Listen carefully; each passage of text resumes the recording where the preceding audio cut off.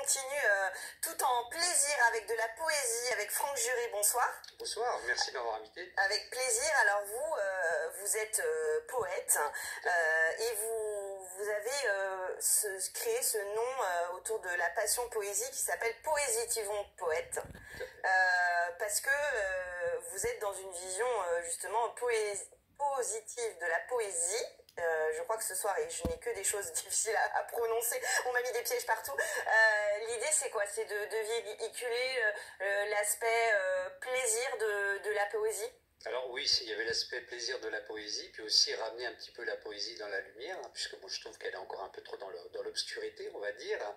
Et puis de montrer aussi peut-être d'autres formes de poésie, parce que c'est vrai qu'on a souvent tendance, alors un peu de façon stéréotypée, à imaginer la poésie comme quelque chose de triste, alors que la poésie peut évoquer des sujets parfois très drôles, elle peut être très amusante, à la façon de Vos par exemple.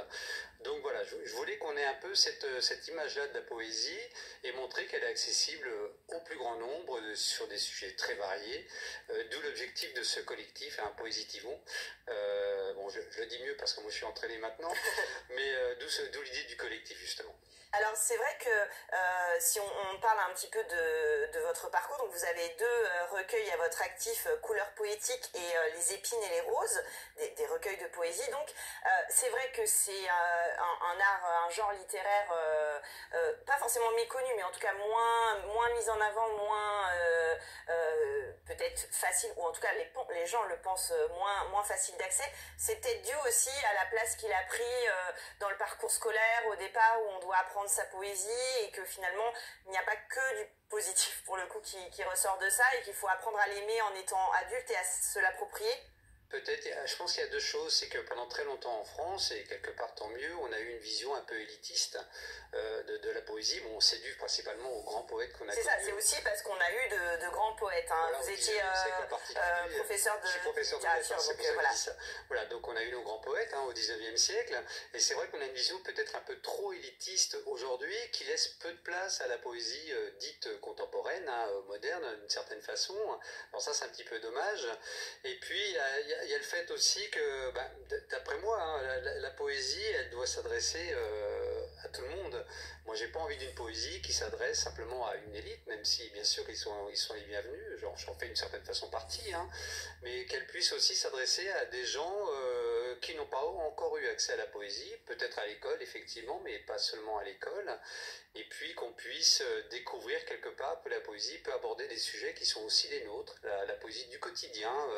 C'est pour ça que j'évoque des sujets tels que le harcèlement scolaire, le travail, la vie à deux, enfin des choses comme ça que tout le monde connaît et dans lesquelles tout le monde peut se retrouver d'une certaine façon. Alors c'est pour ça aussi que je vous ai invité. Vous êtes sur Instagram avec Passionnez-moi, sur Facebook avec Poésitivons Poète. Je vais finir par y arriver. Pourtant je vous suis, mais je m'entraîne pas à le dire devant mon ordinateur.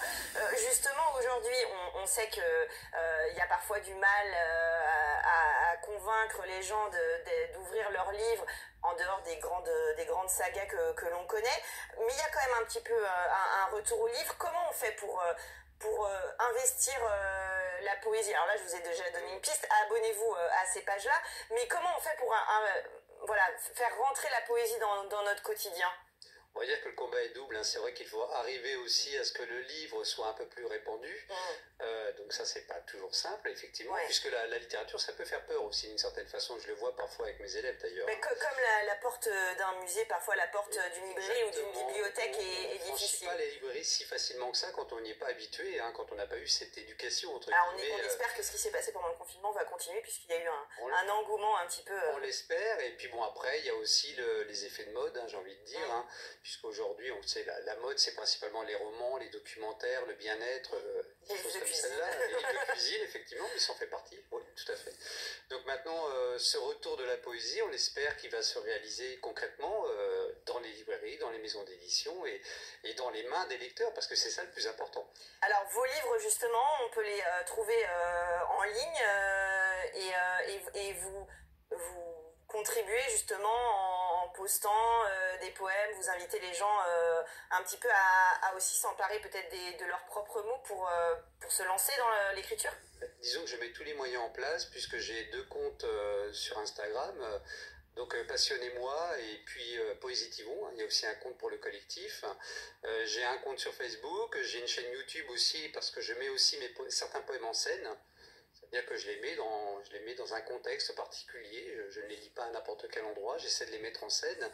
Donc l'objectif c'est effectivement d'atteindre, entre guillemets, le maximum de personnes par tous les moyens médiatiques possibles. Eh ben, c'est chose faite ce soir. Donc, évidemment, vous pouvez acheter les recueils de Franck Juré pour découvrir ses poèmes. Et puis, il y en a des très courts, c'est facile à lire, c'est accessible. Et c'est un compliment aussi de ma part, ça permet de rentrer dedans. C'est très agréable et ça permet de nous accompagner toute la journée. Et puis, on vous a dit, vous suivez les comptes Instagram, Facebook, YouTube qu'on vous a indiqué. Merci beaucoup d'être venu parler poésie sur le plateau.